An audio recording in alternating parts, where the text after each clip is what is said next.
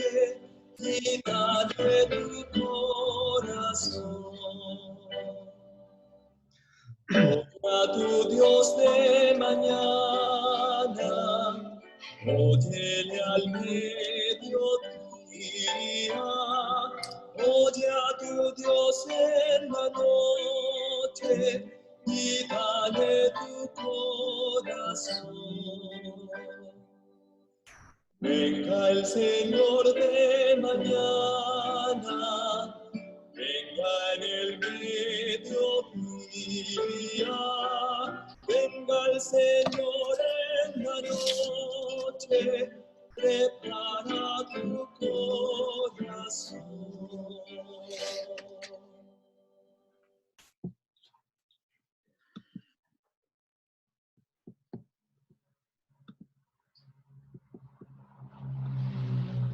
Amén. Vamos a iniciar nuestra escuela de líderes. Bienvenidos, apreciados maestros de escuela sabática, apreciados líderes de grupos pequeños. Es para ustedes que se está realizando esta escuela de líderes para poder capacitarnos, para poder unificar las ideas y poder presentar nuestra escuela sabática por ahora en nuestros hogares, en nuestros grupos pequeños vía internet y después en la iglesia. Así es que vamos a iniciar con una oración. Voy a pedir a mi hermanita Aileen, que está conectada, por favor, puede abrir su micrófono para que nos pueda dirigir en oración. Muy Muchas bien, gracias. vamos a inclinar la cabeza para orar. Querido Jesús que estás en el cielo, santo y glorificado sea tu nombre. Permite, Señor, que en esta mañana de sábado, tus santos ángeles y tu espíritu estén en esta reunión para abrir y leer y tener en cuenta la enseñanza de tu palabra. Ten misericordia, Señor, de cada uno de tus hijos. Ten piedad. Ayúdanos, Señor, a profundizar en lo más íntimo de nuestro ser la importancia de tu sagrado libro. En el nombre de Jesús. Amén. Amén. Bien, mis queridos hermanos, algo muy importante que quisiera compartir con ustedes es sobre la aplicación 7Me. Para poder nosotros usar ya la aplicación 7Me y trabajar con los módulos de escuela sabática y grupos pequeños, es importante que los directores de escuela sabática y MIPES hablen con la secretaria de la iglesia para que en el sistema ACMS ingrese y cree las unidades de acción de escuela sabática. No es nada complicado, la secretaria tiene clave de acceso, usted dice a la secretaria, hermana, mira, en el módulo de escuela sabática del sistema CMS, necesito por favor que me crees, ¿no? Las unidades de acción que tenemos en la iglesia, por ejemplo en Azogues, ¿no? Tenemos una unidad de acción que el maestro es del hermano Abdon Pari, entonces va en la lista. Unidad, si tiene nombre, como si no, unidad número 1, Abdon Pari. Unidad número 2, hermana Alexandra Solís. Unidad número 3, el que corresponde. Entonces, la secretaria de la iglesia entra al sistema CMS y crea, ¿no? En el módulo escuela sabática queda la unidad 1, maestro, unidad 2, maestro, unidad 3. Crea las unidades de acción. Lo mismo con los grupos pequeños. Entra en el sistema CMS nuestra secretaria o secretario de iglesia. En el caso de Azogues, el secretario de la iglesia entra, crea las unidades de acción en el sistema. Y luego crea también los grupos pequeños en el sistema, ¿no? Digamos que haya 4 o 5 grupos pequeños, los crea, ¿no? Una vez que el secretario cree en el sistema las unidades de acción de escuela sabática con sus líderes y los grupos pequeños con los nombres y con los líderes, entonces cuando nosotros entremos por nuestro celular al sistema ACMS, al 7Me, ya va a aparecer, ¿no? Las unidades de acción creadas. Yo lo único que hago es, yo me voy a inscribir en la unidad tal. Yo me inscribo en la unidad tal, ¿no? Ya el usuario, ya todos los hermanos tienen acceso al sistema ACMS, ¿no? Para que el hermano tenga acceso al sistema ACMS, lo único que necesita es que su correo electrónico esté registrado con la secretaria en el sistema ACMS. Entonces, si su correo electrónico ya está registrado en el sistema CMS con la secretaria de su iglesia, lo único que tiene que hacer usted es solo instalar acá, ¿no? la aplicación 7Me. Y usted ingresa y usted puede ingresar ya a lo que es la escuela sabática. ¿Cuál va a ser la bendición, mis queridos hermanos? Si ya todos hacemos este proceso, cuando vayamos a la iglesia, solamente el maestro de la escuela sabática en su celular les va a preguntar, a ver, ¿quién estudió la lección? Y va anotando aquí en línea directamente. Mejor dicho, cada uno va anotando en línea, ¿verdad? Ya no tiene que anotar el registro que nosotros todos los sábados pedimos, el registro donde anota, ¿verdad? Quiénes dieron los estudios bíblicos, quién asistió al grupo pequeño, quién estudió la Biblia, quién estudió la lección. Eso uno lo hace manualmente y en la tarjeta de registro. Ahora ya no, ahora solamente lo vamos a hacer vía celular, la aplicación, y ya queda grabado aquí. Ya no, ya, como ya está grabado acá en el celular, en la nube, entonces ya no necesitamos hacer los informes, porque el informe va a salir automáticamente, va a salir el informe. Así es que vale la pena, mis queridos hermanos, invertir un tiempito en crear, ¿no?, los directores de escuela sabática vía secretaria de iglesia, crear, ¿no?, los módulos de escuela sabática, colocar la información para que nosotros podamos tener acceso ya aquí a nuestro celular. Es un gran desafío y de pronto ya quisiéramos escuchar los testimonios de las iglesias que ya lo comienzan a hacer. Yo desafío, ahí están, yo veo que están conectados, los veo aquí a los hermanos de Ricaurte, a los hermanos de Azogue. Les quiero desafiar, mis hermanos, a ustedes, iniciar este proceso, ¿no? Que los maestros ingresen a las unidades, los grupos pequeños, y que ya los hermanos comiencen a ingresarse a las unidades, comenzar a ingresar a las unidades, aunque sea de a poquitos, ¿verdad? Y con el tiempo progresivamente vamos a ir avanzando. Y vamos probando esta metodología, aprovechar a la tecnología para que podamos ganar tiempo, para que podamos facilitar las cosas. El papeleo también, no vamos a tener que usar papeles, ¿verdad? Y automáticamente los informes nos van a salir rapidísimo en nuestros celulares. Muchísimas gracias, mis queridos hermanos. Vamos entonces a dar paso en estos momentos. Nuestro hermanito Abdón Pari está listo para tener nuestros consejos pedagógicos para ser mejores maestros cada día. Bienvenido, hermanito Abdón. Dios le bendiga. Muchas gracias. Voy a compartir la pantalla.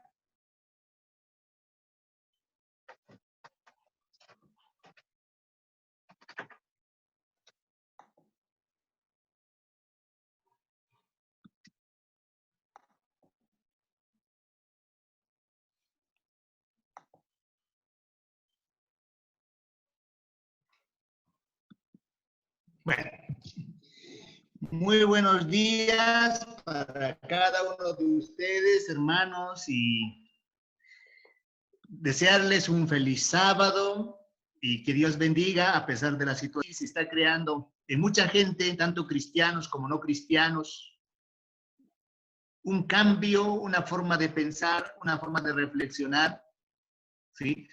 Anoche estaba viendo un video que justamente estaban analizando un no cristiano y hacía referencia a Apocalipsis, ¿no? Y decía cómo el profeta Juan ya podía haber dicho las cosas que iban a pasar, porque detrás de esto está el nuevo orden mundial, y leía el de Apocalipsis 13, 17, ¿no? 16, 17, que decía la marca, que sin él nadie podrá comprar, nadie podrá vender si no tiene la marca en su mano o en su frente. Entonces aquí el hombre no era cristiano y decía, mira, aquí Juan ya ha hecho el primer complot, ¿sí? Pero nosotros como cristianos entendemos que no era Juan, sino Dios en su sabiduría, ¿sí? Pues nos ha ido mostrando las cosas que van a acontecer. Entonces creo que nos toca a nosotros mucho más, ¿sí?, acercarnos, empezar a estudiar más la palabra de Dios, porque va a haber hambre y sed de la palabra de Dios y nosotros necesitamos estar preparados. Y creo que también los métodos de enseñanza nos pueden ayudar para llegar a esta gente, a nosotros mismos. Nosotros en pedagogía siempre decimos a los profesores, yo como matemático les digo, ¿no? Si usted no sabe matemática, no puede ser un buen profesor de matemática. Entonces yo empujo a mis profesores, a mis estudiantes que están formándose para ser maestros, de que si quiere ser un buen profesor de matemáticas, tiene que saber matemáticas. Y llevando a nuestro terreno esa misma idea, pues nosotros tenemos que ser buenos cristianos, tenemos que conocer la palabra de Dios si queremos compartir con la gente que está deseoso de conocer la palabra de Dios y sobre todo poner su confianza en un Dios creador. Entonces, esta mañana yo voy a hablar un poco de los métodos que en el mundo académico que se conocen, ¿sí? Aunque estamos estudiando solo la escritura, algunos podrán decir, usted está trayendo cosas que no están en la escritura, ¿sí? Quiero destacar o aclarar que, como Pablo decía, ¿no? Examina todo, retened lo bueno, ¿sí? Entonces, no, las cosas no se deben ir por encima de la palabra de Dios, que seguramente la lección del pastor irá explicando. Entonces, hay distintos métodos de enseñanza, distintos métodos de aprendizaje. Uno de los métodos, por ejemplo, que tenemos es el aprendizaje por descubrimiento, ¿sí? Yo haré mención de todo lo que tenemos y luego trataremos de desarrollar uno, por lo menos en esta mañana. Tenemos el aprendizaje por modelamiento. El ABP se llama el aprendizaje basado en proyectos o el aprendizaje basado en problemas, ¿no? Cuando debemos, como cristianos, debemos tener un proyecto de vida. Tenemos estudios de caso, ¿sí? Y aquí en la Biblia tenemos muchos estudios de casos, ¿sí? Por ejemplo, el caso de Nínive, Jonás, y todavía hay una experiencia muy bonita, ¿sí? El aprendizaje por proyectos, ¿sí? El caso que podemos ir, aprendizaje de investigación, acción, el aprendizaje clínico, ¿sí? Para ayudar a... Tenemos el aprendizaje de globalización, basado en la globalización, y el aprendizaje expositivo, ¿sí?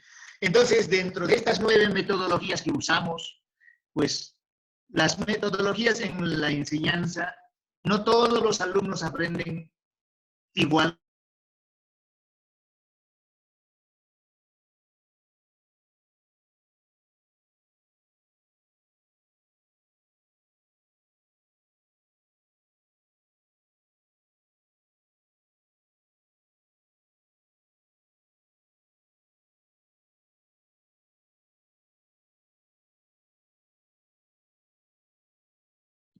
Hermanita Audón, actívele su micrófono, por favor.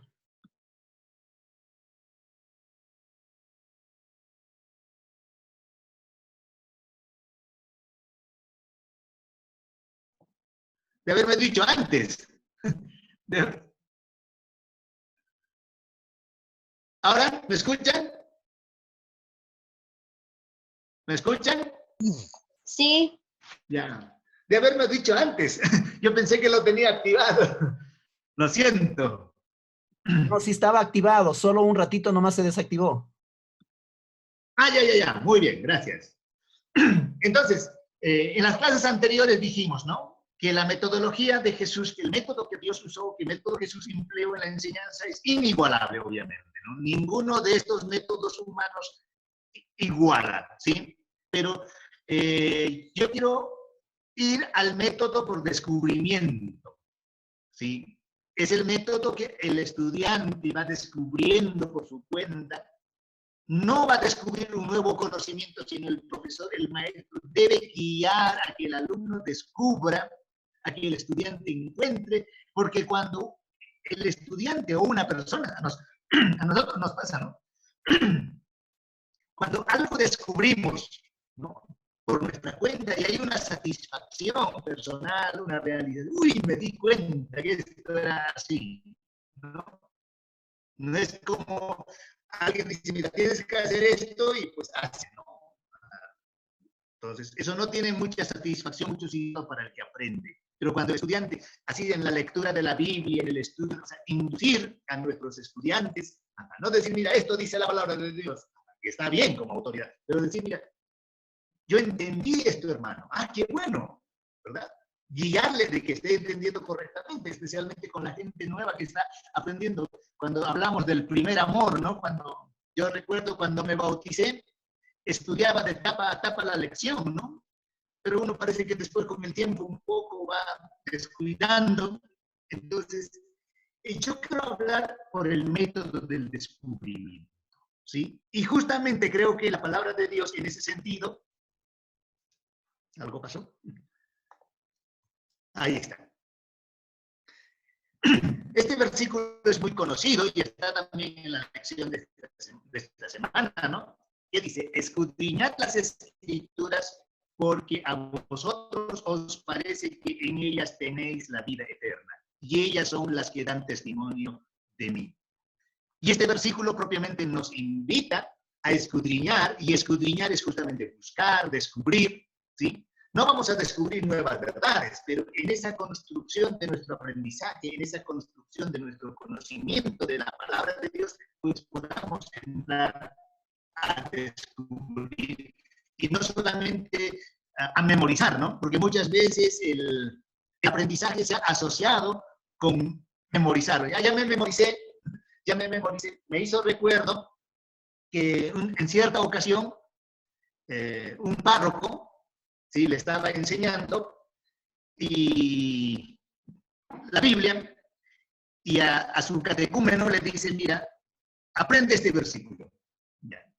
Y era, ama a tu prójimo como a ti mismo. Entonces le dijo, cuando aprendes el versículo, vienes y la próxima clase te enseño otro versículo. Muy bien.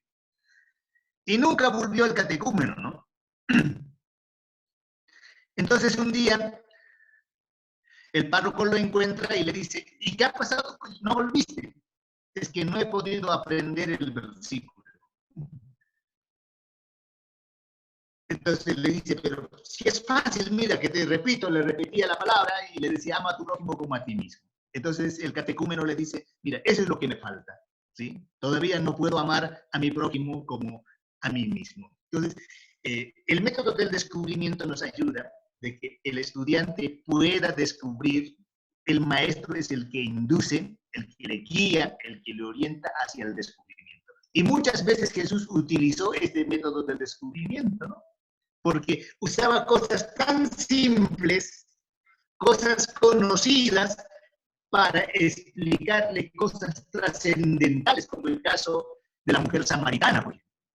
Y partía de las cosas que las personas estaban haciendo, estaban cerca. La mujer samaritana estaba buscando agua, y ustedes conocen la historia, ¿no? Y parte del agua y le pide que le dé agua, ¿sí? Y asocia eso con las cosas trascendentales con la vida espiritual. Entonces, para darle ese sentido, pues cada maestro necesitamos también, ¿qué cosa? Aprender a descubrir, estar descubriendo nosotros, porque cuando nosotros, el maestro puede caer en dos cosas, en la improvisación y en la rutina. O sea, cuando ya no está descubriendo, ya no hay esa emoción, esa pasión, esa vivencia, cuando uno está descubriendo, está escudriñando, entonces va a su escuela sabática con ganas de impartir, con entusiasmo para impartir, y ese entusiasmo es contagiado en los estudiantes. Entonces, en las próximas clases iremos viendo los otros métodos. Muchas gracias, pastor.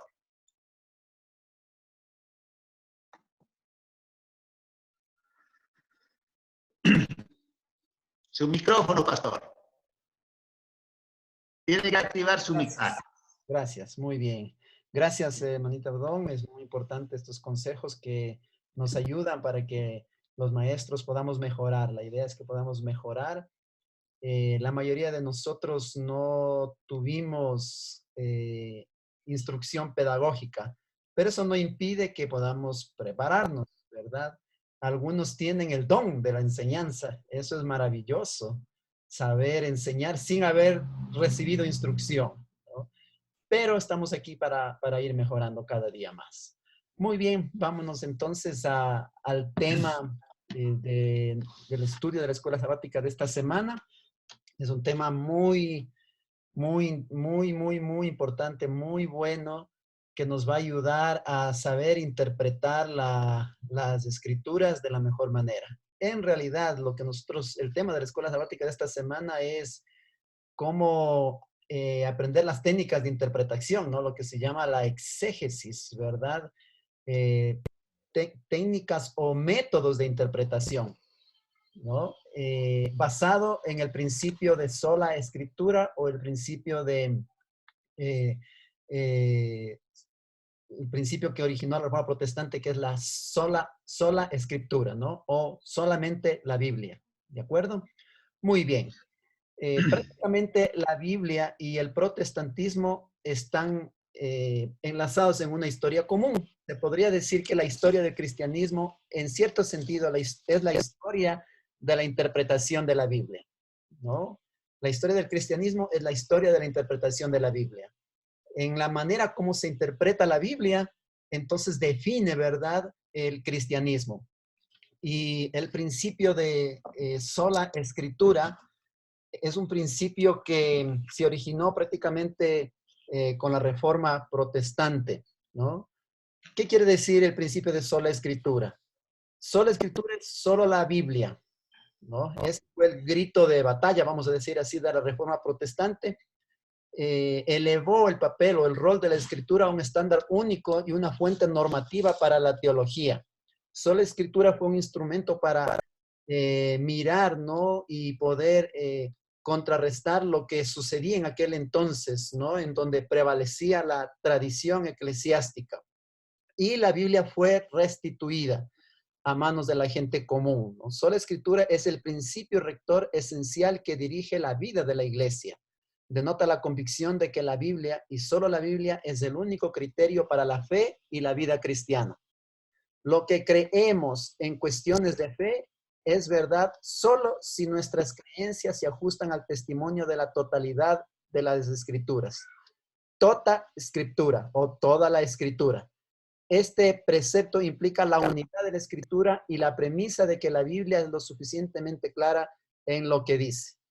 Por lo tanto, el principio de sola escritura es mucho más que un lema de la Reforma.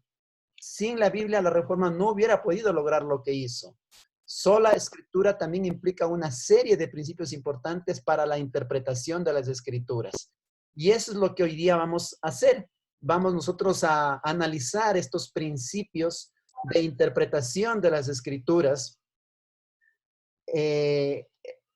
Vamos a mirar algunos aspectos que tienen que ver con los principios de interpretación. Es muy importante que nosotros aprendamos estos principios de interpretación para que en algún momento no prevalezca, ¿verdad?, nuestro criterio o lo que yo pienso o lo que yo creo o tal vez el criterio de otros, ¿no? Por más famoso que sea, por más inteligente que sea o por más sabio que se considere, ¿no? Si es que no está basado en el principio de sola escritura, tenemos que pensar dos veces en aceptar lo que se está enseñando. Muy bien. Cuando nosotros afirmamos el principio de sola escritura para nuestra fe, reconocemos la autoridad divina única de la Biblia sobre cualquier otra fuente que pueda influir en nuestra teología. ¿Qué quiere decir entonces el principio de sola escritura? Quiere decir, ¿no?, que reconocemos que la autoridad divina es única en la Biblia, por encima de cualquier otra enseñanza, principio o teología, ¿no? Aquí hay que aclarar algo, ¿no? Sola escritura no significa solo escritura o solo texto bíblico sin acompañamiento, ¿no? Cuando decimos sola escritura no estamos hablando de que solo la Biblia y eliminamos cualquier otra fuente, vamos a decir así, ¿no? Porque nosotros sabemos que hay otras fuentes, ¿no?, que no son bíblicas, pero nos ayudan, ¿verdad?, para que nosotros podamos creer en la Biblia o contribuyen de alguna manera. Pero la máxima autoridad, la autoridad suprema sobre cualquier otra fuente en asuntos de fe y práctica siempre va a ser para nosotros los adventistas la Biblia. Las escrituras están por encima de cualquier credo de la iglesia, de cualquier iglesia. Las escrituras no están sujetas al juicio de la ciencia, ni a la voz de la mayoría, ni a ninguna tradición, razón o experiencias, ¿no? Esto es muy importante, mis queridos hermanos. Las escrituras no están sujetas al juicio de la ciencia, ni a la voz de la mayoría, ni a ninguna tradición, razón o experiencia. Yo quiero compartir con ustedes aquí una cita del libro Conflicto de los siglos, de Elena de Huay, dice así: pero Dios tendrá un pueblo en la tierra que sostendrá la Biblia y la Biblia sola como regla fija de todas las doctrinas y base de todas las reformas. Ni las opiniones de los sabios, ni las deducciones de la ciencia, ni los credos o las decisiones de concilios ecuménicos, tan numerosos y discordantes como lo son las iglesias que representan, ni la voz de las mayorías, nada de eso, ni en conjunto ni en parte, debe ser considerado como evidencia a favor o en contra de cualquier punto de fe religiosa. Antes de aceptar cualquier doctrina o precepto, debemos exigir un categórico: así dice Jehová. Muy bien. Luego de esta introducción, vamos a presentar algunas preguntas de razonamiento, ¿no? ¿Por qué crees que es importante no agregar ni quitar las palabras de las Escrituras? ¿Por qué es importante que nadie, ¿no?, intente agregar ni quitar palabras de las Escrituras?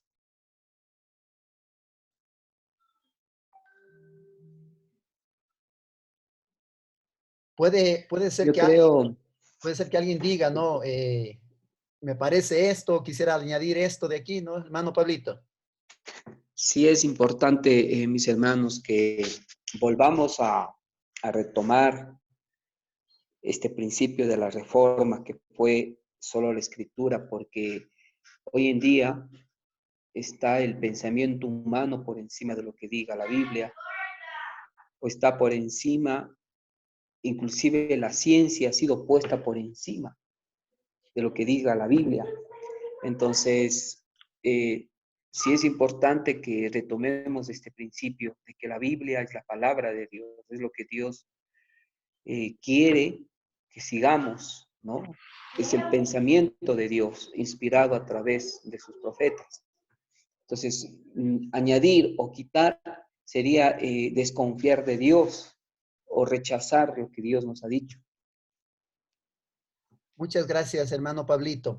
Es muy importante que nosotros consideremos esto, porque en algún momento podemos tener la tendencia, podemos querer, ¿no?, nosotros dar una interpretación de tipo personal. A mí me parece que hay que interpretar de esta manera. Puede suceder, ¿verdad? Y tal vez de una manera inocente o sin querer, en vez de interpretar correctamente, puedo yo estar añadiendo otra interpretación que no es correcta, o puedo estar quitando, ¿no? Estaría cayendo, ¿no?, en esta recomendación que está en Apocalipsis 22, 18, que dice así literalmente: yo testifico ante todo aquel que oye las palabras de la profecía de este libro. Si alguno añadiere estas cosas, Dios traerá sobre él las plagas que están escritas en este libro. Y si alguno quitare de las palabras del libro de esta profecía, Dios quitará su parte del libro de la vida y de la santa ciudad y de las cosas que están escritas en este libro. O sea, añadir o quitar es un asunto bien serio, es un asunto bien delicado. Y todos podemos caer en eso cuando queremos colocar nuestras interpretaciones personales, ¿no?, por encima de lo que la Biblia realmente está enseñando. Es por eso que es crucial que nosotros hoy día aprendamos sobre los principios de interpretación para no caer en este error, porque cualquiera de nosotros puede caer en el error, ¿no?, de presentar una interpretación personal. La única manera de evitar es que podamos aplicar estos principios de interpretación de la manera muy correcta. Muy bien. ¿Qué pasaría si le añadiéramos o le restáramos a su verdad a la Biblia? ¿Qué pasaría, no? Si le añadimos o le quitamos. ¿Qué estaría pasando? Manito Abdón. Sí, me escuchan, ¿verdad? Sí, lo estamos Yo, escuchando. yo creo que es importante, pero parte de un principio, de que creo que la lección nos ha ido mostrando, ¿no? De que aceptamos primero la Biblia como la palabra de Dios. Y al ser la palabra de Dios, como dice Juan 17, 17, ¿no? Santifícalos en tu verdad porque tu palabra es verdad. O sea, lo primero que tenemos que aceptar es eso, que la palabra, o sea, la Biblia es la palabra de Dios y es la verdad. Entonces, cualquier hecho humano, ya sea añadiendo o quitando o restándole, lo estaríamos tergiversando esa verdad. Y esa verdad, una verdad, si el hombre busca la verdad aquí, es una verdad relativa. Ajá, porque siempre la gente de ciencia, por ejemplo, dice, ¿no?, que la ciencia es buscar la verdad, pero es una verdad relativa, porque la única verdad absoluta es Dios, porque Dios era, es y será, ¿no? Entonces, yo creo que eso es muy importante que nosotros, que no simplemente en nuestra interpretación, que es importante para las interpretaciones, pero también en nuestros actos, en nuestro quehacer diario, ¿no?, que tenemos que entender, someternos a la voluntad de Dios. Muchas gracias, ¿no? Entonces la Biblia tiene autoridad porque es la palabra de Dios. Cuando yo quiero poner mis interpretaciones, yo puedo estar quitando la autoridad a la Biblia y estoy como colocando mi autoridad por encima de la autoridad de Dios. Entonces hay que ser muy cuidadosos, ¿verdad? En estar seguro, ¿no?, que la interpretación que yo estoy dando de la Biblia es correcta, es lo que Dios quiere decirnos, es lo que es el mensaje que Dios tiene para su pueblo, para cada uno de nosotros. Es por eso que vamos nosotros en estos momentos a revisar algunos principios de interpretación que nos van a dar seguridad que lo que yo estoy interpretando está bien, está alineado a lo que la Biblia quiere enseñar o a lo que Dios quiere enseñar. Y hoy vamos a mirar algunos principios de interpretación. Uno de ellos es la unidad de la escritura. ¿Qué quiere decir que la escritura tenga unidad? El hecho de que la escritura pueda funcionar como una guía y norma teológica solo es posible debido a su unidad interna. Más o menos es como, a ver, ¿cómo sería, no? ¿Qué es tener unidad en medio de la diversidad, verdad? Vamos a analizar, la Biblia fue escrita por diferentes profetas escogidos por Dios. Diferentes profetas a lo largo de la historia. Estamos hablando de un espacio de alrededor de unos 2000 años, de unos 4000 años, ¿no? Personas que no se conocían, ¿no? Debido a nuevas generaciones, ¿verdad? Que ni se conocieron, ¿verdad? Escribieron lo que Dios les dice. Eran personas de diferente profesión, eran personas de diferente cultura, eran hombres y mujeres, ¿no? Pero lo interesante que la Biblia, a pesar de haber sido escrita en diferentes épocas, diferentes años, por diferentes personas, en diferentes culturas, de diferente educación, la Biblia tiene unidad, esa es la unidad. ¿Por qué tiene unidad la palabra de Dios? Es precisamente porque es el resultado de la inspiración divina. Entonces, este es un principio de interpretación. El autor del Génesis es el mismo autor del Apocalipsis. El autor del Apocalipsis es el mismo autor del libro de Ruth. Es el mismo que inspiró a Mateo, es el mismo que inspiró a Malaquías, es el mismo que inspiró el libro de Éxodo. O sea, Dios es el autor de todos los libros de la Biblia que usó a sus diferentes instrumentos humanos, los profetas, ¿no?, a lo largo de la historia del tiempo, para que nosotros hoy día tengamos en nuestras manos este hermoso libro que se llama la Biblia. Entonces, principio de interpretación. La Biblia tiene unidad. ¿Qué quiere decir eso? Que la Biblia no se puede contradecir. El Génesis no puede contradecir el Apocalipsis ni a Mateo a Marcos, ni Marcos a Malaquías, ¿no? O sea, ¿por qué? Porque el origen es el mismo, es divino, y Dios no se puede contradecir. Entonces, en ese sentido, la Biblia tiene unidad. La Biblia mantiene ese principio de unidad. La Biblia no se contradice, porque es inspirada por Dios. Es el mismo espíritu que inspiró a Moisés, el que inspiró a Juan, el que inspiró a Malaquías, etc. La Biblia misma testifica de esta unidad, ¿no? La Biblia da testimonio de la unidad por el hecho de que los escritores del Nuevo Testamento citan básicamente todo el Antiguo Testamento. Cuando uno va al Nuevo Testamento, los autores citan, ¿verdad? Además, las palabras de Jesús y los escritos del Nuevo Testamento fueron puestos al mismo nivel de autoridad que el Antiguo Testamento. Es por eso que podemos analizar lo que dice Lucas capítulo 10, versículo 16. Dice así: el que a vosotros oye, a mí me oye, y el que a vosotros desecha, a mí me desecha, y el que me desecha a mí, desecha al que me envió. Segunda de Pedro 3, 16.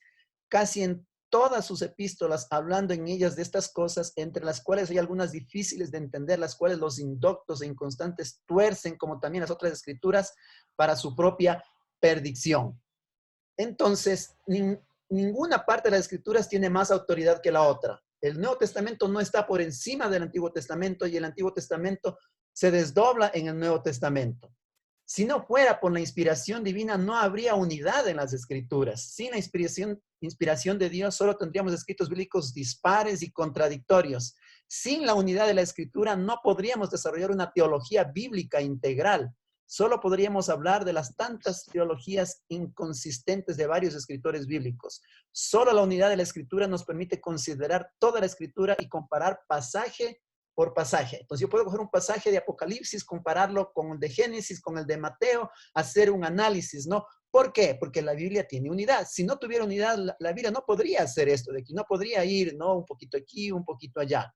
La unidad de las escrituras tiene implicaciones de largo alcance para nuestra teología. Sin una unidad básica de la escritura no podríamos distinguir la verdad del error. Tampoco podríamos oponernos más a la herejía teológica. Sin la unidad de la escritura terminaríamos con una pluralidad de creencias dispares en la Biblia y la Biblia estaría llena de contradicciones e inconsistencias. Por lo tanto, la Biblia habría perdido efectivamente su capacidad de ser la norma y la guía de lo que creemos y no podría usarse para aportar una unidad teológica entre los creyentes. Vamos ahorita a la parte de la aplicación, ya que Pastor, Sí, hermanita, perdón. No sé si no le entendí bien o a mí me quedó una duda. Usted hizo mención de los 4000 años aproximadamente. No sé si se refirió al tiempo que se escribió la Biblia, porque en la primera semana hemos visto y analizado, entendido más o menos que son 1500 años el periodo en que se escribe la Biblia. Entonces, o no le entendí yo porque usted hizo mención a 4000 años, bajo, eso quisiera que por lo menos que me aclare. Ya, no, lo que yo quería decir es que en 4000 años, la Biblia registra hasta que se escribió, el último que escribió fue Juan, ¿verdad? Juan, sí. Sí, Entonces, estamos hablando del año 100 después de Cristo. la primera semana hemos aprendido que son 1500 años el periodo en que se escribe. Ajá, entonces eso me saltó. Sí, pastor, siga. Sí, no, eso es lo correcto, porque el primero que escribió el Génesis se le atribuye a Moisés, ¿verdad? Del Pentateuco, ¿no? Que lo escribió más o menos unos 2000 años antes de Cristo, ¿no? Hasta Jesús más o menos son 1500, 2000 años. O sea, en época esa es la historia, ¿no? Ese sería el tiempo en que la Biblia fue escrita, desde el primer autor hasta el autor Juan, ¿no? De Moisés a Juan sería, ¿no? Que son unos 1500, 2000 años más o menos de tiempo. Lo que yo quería decir es que hasta que se escribió el último libro abarca los 4000 años de la historia, ¿no? Que fue escrita, ¿no? Son 4000 años de historia hasta el último que escribió, que fue Juan, ¿no? 4000 años. Pero desde el último autor, Moisés y Juan, son unos 1500, 2000 años más o menos. Muy bien, vamos entonces a la parte práctica de la aplicación. Hay algunos que afirman que el Nuevo Testamento tiene más autoridad que el Antiguo Testamento. Sostienen que el Antiguo Testamento imparte ira y venganza y una salvación que se basa en nuestras obras, mientras que en el Nuevo Testamento encontramos amor y misericordia, perdón y gracia.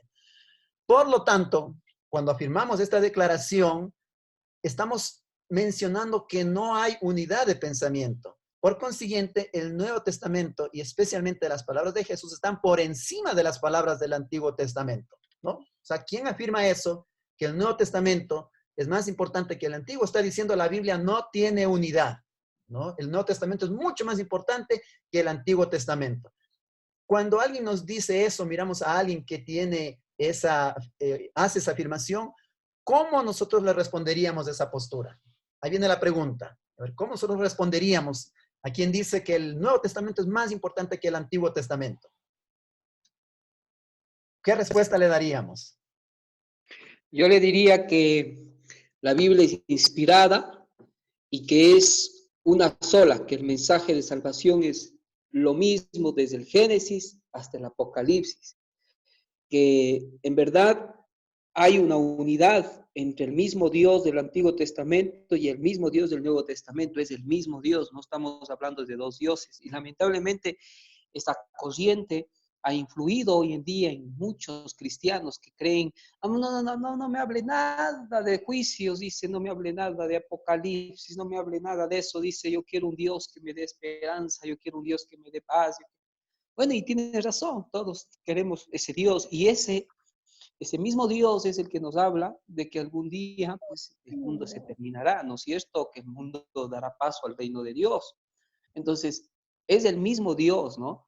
Entonces, al decir que el Antiguo Testamento es menos importante o que ya fue abolido, como mucha gente piensa así, estamos desconociendo la autoridad inspirativa de Dios, tanto en el Antiguo como en el Nuevo. Entonces, ese principio de dividir, diciendo que el Antiguo Testamento es un tipo de Dios y el Nuevo es otro tipo de Dios, no es bíblico. Es el mismo Dios con el mismo plan de salvación. La diferencia radicaba de que en el Nuevo Testamento ya no debemos sacrificar, porque Jesús fue el Cordero. Antes, en cambio, por fe, ellos sacrificaban porque esperaban la venida del verdadero Cordero. Muchas gracias, hermano Pablito. En realidad, el asunto de la unidad bíblica es un principio de interpretación. Si yo parto de que el Nuevo Testamento es más importante que el Antiguo Testamento, ya voy a interpretar la Biblia de una manera muy diferente, ¿no? Es por eso que el considerar que la Biblia es una unidad, que tiene un autor, que Dios tiene un mensaje para sus hijos, tanto desde el Génesis hasta el Apocalipsis, eso va a marcar la diferencia en la manera como yo voy a interpretar la Biblia. Hermanito Abdón. Sí, simplemente recordar, ¿no? Que Dios no cambia. Ajá. O sea, lo que el hermano decía, el Dios del Antiguo Testamento, el Dios del Nuevo Testamento y el Dios de hoy, el Dios de ayer, es el mismo Dios, y lo que dice Santiago 1:17, ¿no? Toda buena dádiva y todo don perfecto desciende de lo alto, del Padre de las luces, en el cual no hay mudanza ni sombra de variación, ¿no? Entonces, Dios no es que en el Antiguo Testamento dijo esta cosa y después, o sea, Dios no cambia y sigue siendo su propósito la salvación del hombre. Y me gustó mucho cuando escuché a Pastor Bullón, seguramente hay textos bíblicos que decía, en la tercera parte de los ángeles que cayeron del cielo, Dios tiene propósito cubrir con los hombres que alcancen la salvación ese espacio que ha quedado en el cielo. Y entonces eso es una linda esperanza para mí, ¿no? Muchas gracias, hermanito Abdón. El asunto de considerar al Nuevo Testamento más importante que el Antiguo Testamento es como que estamos quitando autoridad, ¿verdad? Al mismo Dios. Es como que si Dios se quita autoridad, el Dios del Antiguo Testamento es diferente del Dios del Nuevo Testamento. Y entonces lo que Dios dijo en el Antiguo Testamento como que pierde autoridad, ¿no? Y entonces no es así, porque el mismo Dios del Antiguo es el mismo Dios del Nuevo Testamento, ¿no? La autoridad del Antiguo Testamento tiene la misma autoridad del Nuevo Testamento. Es muy importante entonces considerar el principio bíblico de interpretación, la unidad de las escrituras. Amén. Bien, vamos a mirar otro principio de interpretación que es la claridad de las escrituras. La claridad de las escrituras también es otro principio de interpretación. Cuando nosotros apelamos solo a la escritura, también expresamos implícitamente nuestra convicción de que la escritura establece, de que lo que la escritura establece es lo suficientemente claro como para entenderlo a fin de que podamos ponerlo en práctica. Este es el principio de claridad, ¿no? La Biblia es bien clara a tal punto de que nosotros podemos ponerlo en práctica. Quizá los textos más difíciles de la Biblia no sean aquellos que nos desafían en nuestro conocimiento limitado. Al contrario, los textos más difíciles pueden ser aquellos que entendemos claramente, pero que a menudo nos resistimos a seguir o practicar. Interesante, ¿no? En realidad, los textos más difíciles son aquellos que es difícil para nosotros vivirlos, practicarlos. El principio de claridad tiene que ver, ¿no?, en que niños y adultos por igual pueden entender la Biblia claramente, ¿no? Tanto niños como adultos, independientemente de la edad, la Biblia es sencilla y clara, comprensible. Sin embargo, hay un alcance infinito para las verdades de las Escrituras más allá de lo que sabemos. Por lo tanto, incluso las mentes más educadas tienen un amplio espacio para crecer en una comprensión y un conocimiento profundos. Las escrituras afirman repetidamente que es lo suficientemente clara como para que la entiendan quienes la leen y quienes la escuchan. Nehemías 8:8 dice, ¿no? Y leían en el libro de la ley de Dios claramente y ponían el sentido de modo que entendiesen la lectura. Nehemías 8:12. Y todo el pueblo se fue a comer y a beber y a obsequiar porciones y a gozar de grande alegría, porque habían entendido las palabras que les habían enseñado. Efesios 3:4, leyendo lo cual podéis entender cuál sea mi conocimiento en el misterio de Cristo. Mateo 21:42, Jesús les dijo, ¿nunca leíste en las escrituras? La piedra que desecharon los edificadores ha venido a ser cabeza del ángulo. El Señor ha hecho esto y es cosa maravillosa a nuestros ojos. Mateo 12:3, pero él les dijo, ¿no habéis leído lo que hizo David cuando él y los que con él estaban tuvieron hambre? Mateo 22:31, pero respecto a la resurrección de los muertos, ¿no habéis leído lo que os fue dicho por Dios cuando dijo? Y el último pasaje, Lucas 6:3, respondiendo Jesús les dijo, ¿ni aún esto habéis leído lo que hizo David cuando tuvo hambre, él y los que con él estaban? Como la Biblia es lo suficientemente clara, somos totalmente responsables de lo que dejemos de hacer o lo que hagamos cuando lo entendamos. Y aquí viene la pregunta para reflexionar, para que podamos participar, ¿no? ¿De qué serviría la escritura si fuera oscura y poco clara? ¿Creen ustedes que serviría para algo si la escritura fuera confusa, no fuera clara, se contradijera y será difícil de entender, ¿no? ¿Serviría para algo? ¿Qué dicen mis hermanos? Prácticamente no cumpliría con llegar el mensaje, ¿no? Gracias a Dios la Biblia es clara, sencilla. Una persona sin haber entrado a la universidad o sin haber estado en el sistema educativo, si lee y pide la dirección del Espíritu Santo, va a entender el mensaje de Dios. Más bien nosotros nos dejamos influir por el mundo. Pensamos que no, ¿cómo va a ser esto de la creación? Tan sencillo como Dios habló y existió. No puede ser así. Tiene que ser de otra manera. Es decir, más bien el hombre busca un pretexto, busca mil maneras para rechazar lo sencillo que está escrito, ¿no? Tan sencillo, ¿no? Los mandamientos de Dios para que nosotros seamos felices, nos dice, ve, aquí están los mandamientos.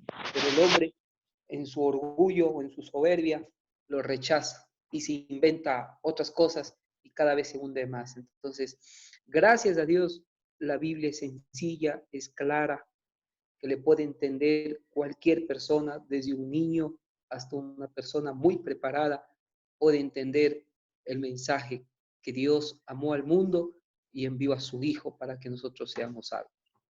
Este es un principio de interpretación, la claridad de la palabra de Dios aplicable, ¿verdad?, a todas las personas. Este es un principio de interpretación y lo más importante es la evidencia que somos nosotros, ¿no? La Biblia tan sencilla y tan clara, yo la aplico en mi vida, yo la estoy viviendo, la estoy practicando en mi diario vivir, ¿no? Entonces se convierte en una evidencia más este principio de interpretación, la claridad de la palabra de Dios. Sencillo, nada complicado.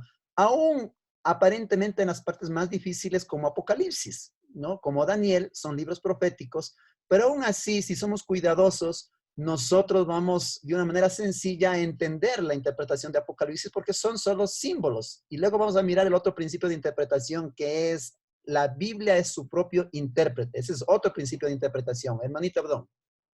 Sí, simplemente destacar dos cosas. Uno, la Biblia es sencilla o simple, pero también compleja, ¿sí? Es decir, es sencilla a aquel hermano o aquella persona que va con sinceridad en busca del encuentro con Dios, en busca de la verdad. Porque también es compleja porque mucha gente, ahora que entre los científicos y politólogos y muchos están opinando, alguien decía, yo he leído la Biblia 3 veces, pero no he encontrado ninguno. Ajá. no aparece China en la Biblia, ¿no? Ajá, porque, otro que decía, mira, cuando analizaban la postura de Bill Gates sobre las vacunas y etcétera que quiere colocar, ¿no? Entonces decía, pero en la Biblia, y citaba lo que está en Apocalipsis 13:17, ¿no?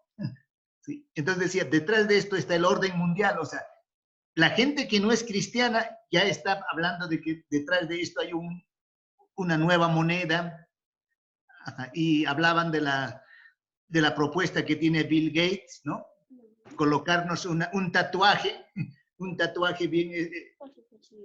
bien simple, pero que tendría el control todo. Y nosotros sabemos, y ellos leían el de Apocalipsis 13:17, donde dice que uno pudiese comprar, ¿sí?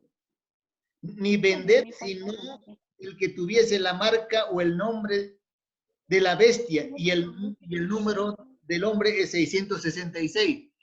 Y me hizo pensar cuando un hombre decía, ¿cómo vamos a caer a una predicción? O sea, algo tenemos que hacer para no caer en esa predicción. Entonces, ese es el corazón humano, ¿no? Ajá. Entonces, por eso digo, o sea, la Biblia es tan simple, pero también como tan compleja, o sea, es simple para aquel hermano, aquella persona, cuando nosotros vamos con esa humildad, con esa sinceridad, pidiendo la dirección del Espíritu Santo. Es verdad, ¿no? Eso es lo increíble. Es tan sencillo, pero tan difícil al mismo tiempo. Pero es difícil de practicarlo para algunos. Por ejemplo, es claro, ¿quién no entiende, ¿no? Que fumar, que tomar, que drogarse es malo, ¿no? Eso es sencillo, ¿no? Sencillo por lo menos de leer y asimilar, ¿no? Pero practicarlo es un calvario, ¿verdad? Para muchas personas, ¿no? El aplicarlo, el vivirlo, ¿no? Viene lo que es la parte más difícil. Muy bien, mis queridos hermanos. Entonces, hemos Pastor, aprendido. Sí, hermano Pablito. sí, respecto a que la Biblia es su propio intérprete, ¿no? La Biblia es clara si es que nosotros respetamos la inspiración divina. Por decir algo, la Biblia nos habla claramente que el que va a perseguir a los hijos de Dios en el final de los tiempos es un poder político religioso. Lo identifica claramente. Entonces, toda la teoría que están diciendo de Villay, de que vienen los ovnis, de que el mundo se va a acabar, nosotros sabemos, por la inspiración divina, que este mundo se terminará no con la pandemia, no por la crisis económica, no por el terremoto, sino se terminará con la segunda venida de Jesús. ¿Quién nos da esa seguridad? La Biblia, ¿no? La Biblia, solo la Biblia nos da esa seguridad, ya nos dice las cosas que van a suceder, ¿no? Porque mucha gente se aflige en estos tiempos, dice, ¿y ahora cómo va a ser? Ahora sí llegó el fin, dice, ahora sí se acaba. No, todavía no es el fin. El fin está más adelantito. Lo que Dios quiere es que nos preparemos. Dios quiere es que le aceptemos a Él en nuestras vidas y vivamos para vivir en el reino de Dios, ¿no? Entonces, esa seguridad nos da la Biblia, pero cuando nosotros lo estudiamos, lo leemos y lo aceptamos tal cual como dice, ¿no es cierto? Tan sencillo, ahí dice clarito, al final de las profecías, y el reino de Dios que nunca tendrá fin y se levantará después de los días de estos reyes, dice, el Dios del cielo levantará, dice, un reino que nunca, o sea, nos está hablando del reino de Dios, ¿no? Por eso Jesús dijo, mis hermanos, que si no fuéramos como niños, no entraríamos en el reino de Dios. Ahí está el principio. ¿Qué es un niño? Un niño normalmente acepta lo que dicen los padres, lo que le dice la mamá, ¿no es cierto? No le cuestiona, simplemente lo acepta y lo obedece porque confía plenamente en la decisión que está tomando su padre o su madre. Entonces, ese espíritu que Dios quiere que tengamos, que seamos como niños. ¿Qué significa eso? Yo personalmente me he dado que tengo que confiar en Dios, que tengo que aceptar la voluntad de Dios. Aunque yo no quiera, aunque no comprenda, yo acepto lo que Dios. Mucha gente ahorita se está renegando, diciendo, bueno, ¿y hasta cuándo vamos a seguir así sin poder trabajar, sin poder salir? ¿Hasta cuándo yo tengo derecho al trabajo, tengo el derecho a reunirnos en una iglesia para orar, para cantar? O sea, nos han violentado todos los derechos civiles que pudiéramos haber tenido. Tenemos que tener fe que Dios está en control y que Dios está guiando hacia algo seguro que todos sabemos, que es su venida. Amén. Porque todo apunta a la venida de Jesús. Entonces la Biblia, A las 8:30 su propio manda a tomar café. ¿no? Amén. La Biblia es su propio intérprete. Si usted Ese estudia es- la Biblia, va a ver que lo que dice el profeta Moisés, lo que dice Jeremías, lo que dice Isaías, lo que dice Juan, lo que dice Marcos, lo que dijo el propio Jesús, habla de un reino de Dios en donde no existirá la maldad ni el pecado. ¿Cuál debería ser nuestro objetivo, mis hermanos? Humillarnos ante Dios, pedir perdón de nuestros pecados y aceptar sus propósitos en nuestras vidas. Muchas gracias, hermano Pablito. Este es el tercer principio de interpretación, ¿no? Que estamos estudiando el día de hoy. La escritura interpreta la escritura. O sea, la Biblia es su propio intérprete. Hemos visto tres principios de interpretación. Primero, la unidad, principio de interpretación de la unidad. Segundo principio de interpretación, la claridad de la Biblia.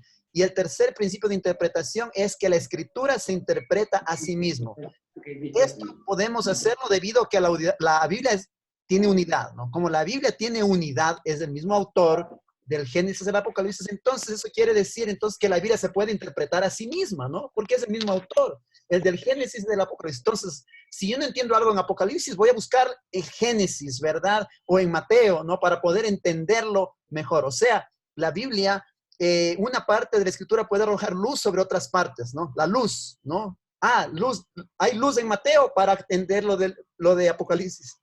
Hay luz en Hechos de lo que está escribiendo Nehemías, ¿no? Por lo tanto, debemos considerar cuidadosamente los contextos históricos y literarios de las declaraciones bíblicas en vez de simplemente agrupar los pasajes en los que aparece la misma palabra.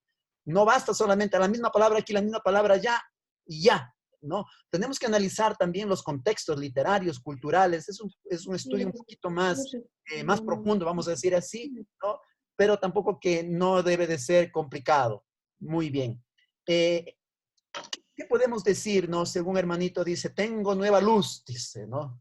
Dios me ha mostrado, dice, Dios me ha revelado, dice, tengo una nueva luz, ¿no? Y ahora está de moda tener nuevas luces, ¿verdad? Está muy de moda que nosotros, alguien diga, no, Dios me ha mostrado o tengo esta interpretación, ¿no? Yo quisiera compartir con ustedes uno de los principios, uno de los escritos de la hermana Elena de White. Dice así: Dios no ha pasado por alto a su pueblo ni ha elegido a un hombre solitario aquí y otro allí como los únicos dignos de que se les confíe su verdad.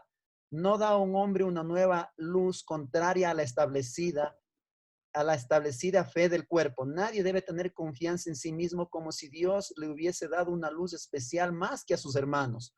Uno acepta alguna idea nueva y original que no parece estar en conflicto con la verdad. Se espacía en ella hasta que le parece que está revestida de belleza e importancia, porque Satanás tiene poder para dar esa falsa apariencia. Al fin llega a ser el tema que lo absorbe todo, el único gran punto alrededor del cual gira todo y la verdad queda desarraigada del corazón.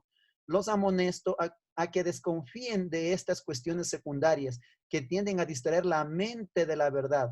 Nunca es inofensivo el error, nunca santifica, sino que siempre produce confusión y disensión. En otras palabras, debemos ser muy cuidadosos, apreciados hermanos, cuando nosotros queremos contribuir con nueva luz. Que sí va a haber nueva luz, va a haber nueva luz. Pero la luz que yo tenga jamás debe estar en contra de la luz mayor, de la Biblia, de la palabra de Dios. Yo puedo tener, ¿verdad?, nueva luz. Dios me puede dar nueva luz. Pero antes de compartir la otra, yo tengo que estar seguro de que tiene que ver con lo que la palabra de Dios dice. Por ejemplo, en la palabra de Dios dice que en algún momento muy cercano no vamos a poder comprar ni vender. Eso ya está escrito, eso ya lo sabemos, mis queridos hermanos, que pronto no vamos a poder comprar ni vender. ¿Que cómo va a ser? No lo sabemos. Tal vez el chip famoso de Bill Gates, tal vez sea simplemente por el número de la cédula. Yo no sé de qué manera va a ser. Pero más que estar concentrados en eso, nuestro énfasis debe ser la preparación, mis hermanos. Si yo no estoy preparado, ya sea el chip, ya sea la cédula, sea lo que sea, igual yo no voy a poder resistir. Entonces, la palabra de Dios me dice, ¿verdad?, que pronto no se va a poder comprar ni vender. Eso es claro, nadie lo quita, nadie lo dice. ¿Que cómo va a ser? Todavía no lo sabemos exactamente hasta cuando ya esté en la práctica. Pero más que eso, ¿verdad? Va a ser, ¿qué cosa? Estoy listo, estoy preparado, ¿no? Y seguramente Dios va a mostrarnos luz. Esa sería una nueva luz, ¿verdad? En su momento, ¿no? Sobre, no tanto de la manera, sino de cómo debemos actuar, ¿no? Cómo debemos nosotros enfrentar, ¿verdad? Tipos de situaciones más específicas. Y aquí viene la pregunta, ¿no?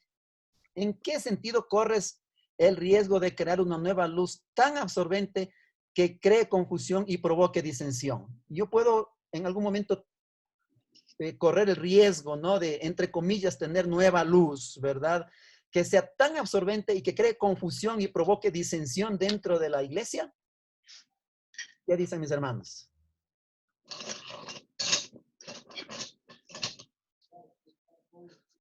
¿Cómo podemos evitar eso?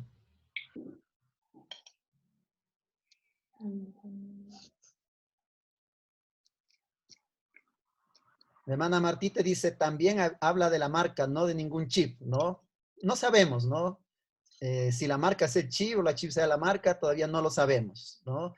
Pero más que eso, que va a venir, va a venir. Más que eso, tiene que ser la manera como yo esté preparado, ¿verdad? Para resistir un hecho, ¿no? De no poder comprar ni vender. Y ahora, ¿cómo voy a vivir? ¿No? O sea, tiene que ver con absoluta y completa dependencia y confianza de Dios, ya sea por el chip, ya sea por lo que sea, ¿no?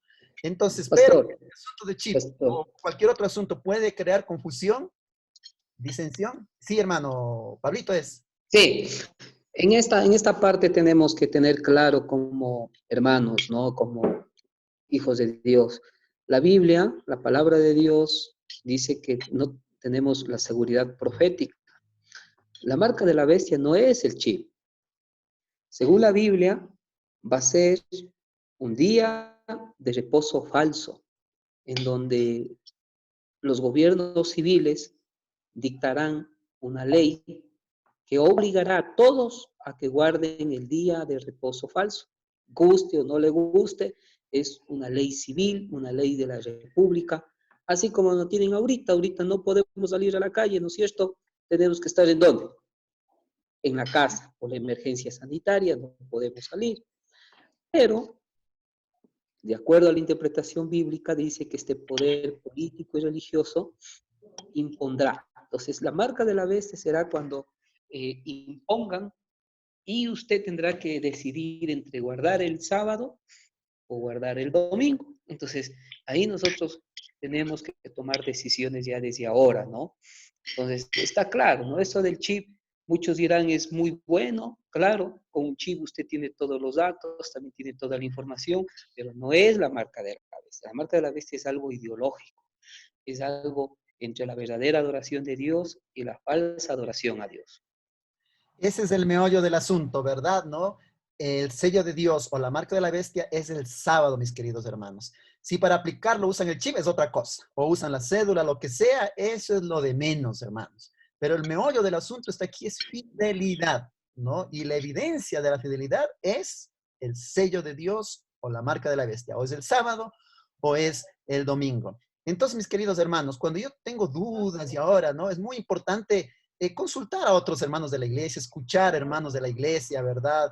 O amigos, ¿verdad? Y es muy importante también considerar, ¿no? Lo que la iglesia afirma, la fe, el cuerpo de Cristo, los principios, las doctrinas, lo que la iglesia enseña, lo que la iglesia presenta, ¿verdad? En determinado asunto. Es muy importante también, ¿verdad? Para evitar que nosotros seamos confundidos. Bien, ya son las 9:10 de la mañana, mis queridos hermanos. Este es un estudio muy extenso, muy lindo, muy hermoso. En resumen, cuando vayamos a interpretar la Biblia, consideremos 3 principios. Principio de unidad, principio de claridad y el principio de que la Biblia es su propio intérprete. Esto nos va a ayudar muchísimo para nosotros no ser confundidos, no ser engañados, para tener seguridad de que yo estoy interpretando bien la Biblia, ¿no? Y tener una paz, una tranquilidad, una seguridad, ¿verdad? Y confianza en la palabra de Dios y en sus promesas. Muchísimas gracias, mis queridos hermanos. Que Dios les bendiga, que tengan un lindo sábado y disfruten de compartir este lindo mensaje en sus familias, en sus grupos pequeños, en sus unidades de acción. Que Dios les bendiga y nos vemos, Dios mediante, el próximo sábado. Si Dios lo permite, Él nos da vida por este mismo canal y a esta misma hora. Un feliz sábado, mis queridos hermanos. Dios les bendiga, ¿no? Feliz sábado. Feliz sábado con todos.